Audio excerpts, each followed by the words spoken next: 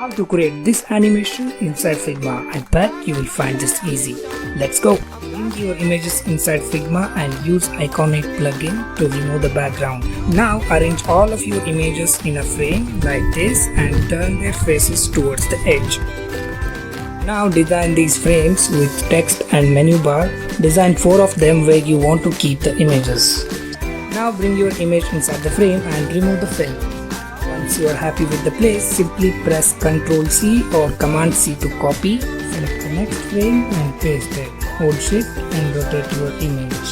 Do this with all of the frames. Design these 4 dots with different colors. Select them all and create a component. Switch to prototype.